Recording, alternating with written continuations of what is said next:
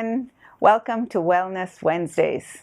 I'm Karin Edmonds of Banyan Tribe Wellness and Yoga here in Kingston, Jamaica.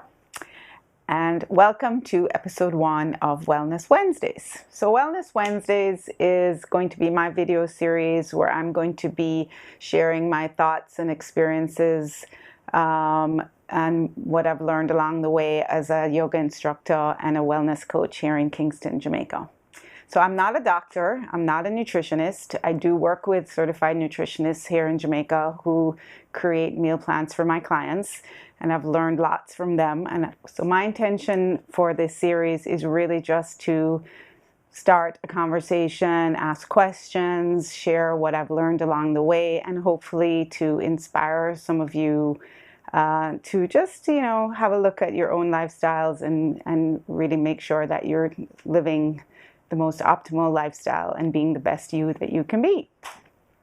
So what really motivated me to start out on this wellness journey was going through illnesses in my family, experiencing illnesses, mainly lifestyle related illnesses of my friends, and my mother in particular is a cancer survivor. She was diagnosed with 2 types of cancer about 12 years ago, and I'm happy to say she's doing great. And I just wanted to learn more about, what is this thing called health and wellness really about, and really try to share what I've learned with my clients to maybe prevent or hopefully prevent people from going down that road, avoiding lifestyle related illnesses if that is, at all possible. So just a little bit about my philosophy. My philosophy is really wellness as a lifestyle. It's not a quick fix. It's not about dieting. It's not about detoxing. In my experience, diets don't work. I think the data supports the fact that diets don't work. I think, detoxes and diets work maybe to kickstart people into a healthy lifestyle, but really what is important is sticking to a consistent practice of health and wellness. So again, no shortcuts, no quick fixes, but really it's about creating a lifestyle that works for you, that is enjoyable. It absolutely has to be enjoyable. Another one of my key principles is that wellness has to be enjoyable, because if it's not enjoyable, you're not going to do it. Life is going to become difficult and painful and boring. And, it's just wellness has to be enjoyable. Your lifestyle has to be enjoyable. So I have 5 core principles, which I am constantly talking about with my clients. And the first one is food as our medicine. The second one is what you eat and what you do for exercise has to be enjoyable, or you're just not going to do it, as I mentioned before. The third one is that it's what you do most of the time that matters. It's what you do 80% of the time that matters. None of us are perfect. We're going to eat that extra slice of pizza once in a while, and that's absolutely fine. It's everything in moderation, including moderation. Fourthly, as I said, I believe in making small, sustainable changes. Small, sustainable changes that over time will lead to big results. And then lastly, I really believe that we can all be fabulous at any age. I'm actually 55 and I feel great. And so I really believe that we can all be fabulous at any age. A little bit more about my journey. I was constantly struggling with my weight for 20, 30 years. I was struggling with my weight. I was a dancer for a long time, which really makes you focus on your body a lot. I always thought I was fat. I always thought I needed to lose weight. And so, I was constantly struggling with feeling fat, even though I actually wasn't really fat. I just wasn't skinny. I've actually written a whole article about this on Medium. If you're interested, I'll put the link in the comment section below. You can check out my article on Medium. And then I was diagnosed with high blood pressure a couple of years ago, which really shook me up because I always thought I was really healthy. I'm a yoga instructor, it really freaked me out that I was diagnosed with high blood pressure. I was like, how is that possible? And my doctor wanted to put me on meds for my blood pressure every day. And I really was not into that idea. I was like, what else can I do? I don't want to be on medication every day. And she said, well, if you lose weight, you may not have to go on medication. You may be able to manage your blood pressure with diet and exercise. And so that's basically what I did. I went, I don't want to say a diet. I didn't really want a diet. I really just changed how I ate. And it took me a while. It took me over a year, and I lost 20 pounds. And I'm managing to stick to my new lifestyle. And I am actually managing to manage my blood pressure with just...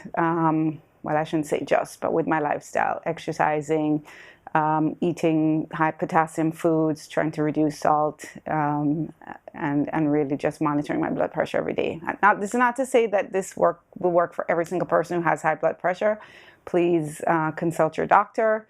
I also wrote an article about this topic on Medium. So if you're interested, you can also read my article on Medium. I'll put that link below as well. So today I wanted to talk a little bit more about food and food as our medicine, and this whole concept of using food as our medicine.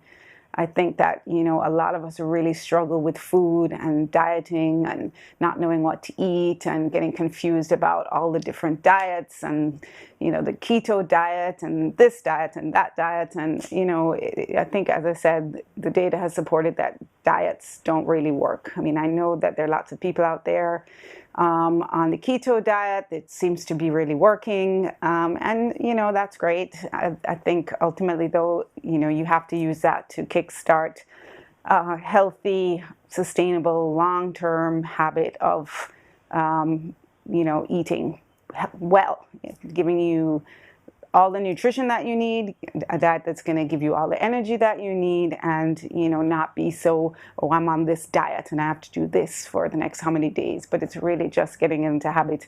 This is how I eat. This is what I have for breakfast. This is what I have for lunch. This is just how I eat all the time. And that's really what I'm about, is trying to encourage people to look at their overall lifestyle and just make small, sustainable changes that, as I said, lead to big results. So, talking a little bit more about food, I think that from what I've experienced with my clients and with myself is that a lot of us are just really eating low nutrition food. Too much sugar, too little fiber, too much unhealthy fats. A lot of us are eating way too much meat and protein. Everybody's different. I'm really generalizing here. It's, everybody has to be, you have to look at your own life on a case-by-case basis. But in my experience, a lot of people out there are just really not eating in a way that's supporting their health, wellness, energy. In my work, I had this insight that really it's not about taking things away from your life. This whole idea of dieting is, for me, it conjures up notions of deprivation, what I can't eat. I can't eat pasta, I can't eat bread, I can't eat ice cream, I can't eat cake. I have to cut this out, cut that out. It's all about cutting out, taking things away, cutting out of your life, out of your diet. So you feel guilty if you have a piece of cake. My insight, my thought really was, and I learned this from one of the nutritionists that I work with. She said that it's really not so much about taking things away from your diet, cutting things out of your diet. It's really much more about adding in healthy foods that heal, foods that are, going to do your body good. So it's really more about adding in high nutrition foods, high fiber foods that are going to make you feel good, give you the energy you need, give you the nutrition that you need. So that to me was a really, it was an aha moment, as I think Oprah would say. I was like, wow, that's an interesting idea. It's really more about adding than taking away.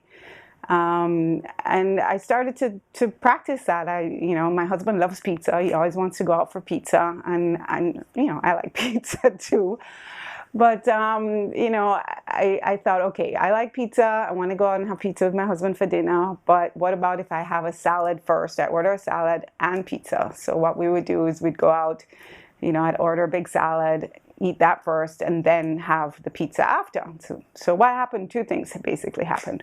One is that after I finished eating the salad, I was pretty full. So, you know, instead of diving into the pizza the first thing, you know, I would just have one slice of pizza instead of 4 slices of pizza, which if I hadn't had the salad first, I would have probably eaten 4 slices of pizza.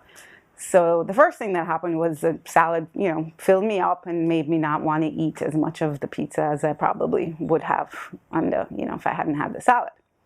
And then secondly, the second thing that happened is that the meal became much, much, much more nutritious. So all the vegetables that I ate in the salad were, you know, high quality, good foods that were giving me nutrition, as opposed to the pizza, which generally speaking, pizzas don't have a whole lot of nutrition in them. Obviously depends on what kind, and, you know, tomato sauce and cheese do have some nutritional value, but by eating the salad first and then eating the pizza, the meal, you know, the nutritional value of that meal really increased tremendously. So that's an example of this whole idea of adding foods to your diet and to your meal plan, to how you eat. When I use the word diet, I don't mean diet, I mean how you eat. So, you know, over time, I think what's happened with me and with some of my clients is that you're getting the habit of eating more healthy foods. You still eat the foods that you like, but the healthy foods end up crowding out or taking up the space of, you know, the foods that are not so good for you. So you still eat what you like, but you just eat more of the good foods, and you tend to therefore have less space, you know, you're not as hungry after you're finished eating the salads or whatever the, you know, the good food is. And you just have less, you know, less interest really in eating the other foods. So that's an example of what I think is a big idea that people can really, you know, think about and apply to their own life.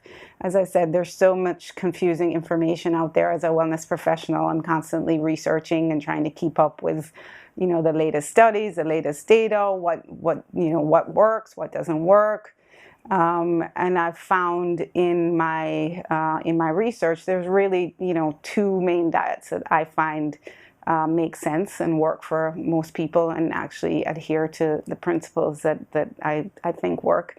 And those 2 diets are the Mediterranean diet and the DASH diet. The DASH diet is a diet that is recommended for people trying to control their blood pressure, and they both really encourage eating predominantly plant-based foods, as you know, along with healthy proteins, lean meats, lots of lentils, beans, good healthy fats, just so balanced meals. Really, both of them I think make a lot of sense. So I encourage you to look at them and see if you can adopt any of the principles of those 2 diets. I'm going to be talking a lot more about food and diet, and not, you know, diets in the sense of what overall meal plan can look like for different types of people.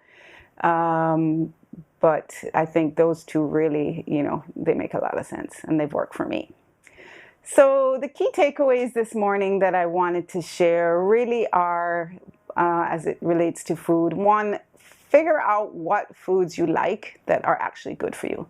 So if you don't like raw food, you don't like salads, like my dad, he doesn't like raw food, he doesn't like salads, but he loves steamed vegetables. So if you steam vegetables, you cook vegetables, you know, he loves that and he'll eat that. So if you don't like raw vegetables, you know, eat steamed vegetables. There's so many ways to eat vegetables now that, you know, really we don't have, you know, we can all find ways to cook vegetables that are yummy and that are good for us. If you don't like fruit, I mean, I basically have a smoothie for breakfast every morning. I find that, you know, it feels to me like a treat. It's kind of like my version of a milkshake. And so, you know, I basically put lots of different fruits and vegetables in my smoothies every morning. So I've found the foods that I like, and I think, I'm encouraging people to just look around and look at their diets and figure out, okay, what are foods that I really like that are good for me. And then secondly, just simply eat lots of them. Eat lots of them. If you really like broccoli, or you really like, I don't know, salads and nuts. I mean, nuts, you have to be careful because, if you're trying to lose weight, you don't want to eat a ton of them. But just, find the foods that you like and eat lots of them. And just in general, the key point this morning is just think about how you can use food as your medicine. If you're suffering with any kinds of, illnesses or health challenges, they're generally foods that will help and foods that are not going to help. I mean, that's a whole nother subject that, people have written books and books about. But as I mentioned, I think the data does support generally a plant-based diet is optimal for most people. Again, not only plants, there's lots of discussion about being a vegetarian, is that right or wrong? There are pros and cons. Again, that's subject for another video. But I think everybody pretty much agrees on a diet that is high in plant-based foods, fruits, vegetables, legumes, beans, good carbs, sweet potato, those types of foods. I mean, I think we know what plant-based foods are. That really is the way most of us should be eating. So that's really what I have to share with you this morning. Please let me know if you have questions. I'll do my best to answer them. For sure, give me your comments and feedback below. Subscribe to my channel, and thank you for listening and sharing Wellness Wednesday with me this morning. Thank you.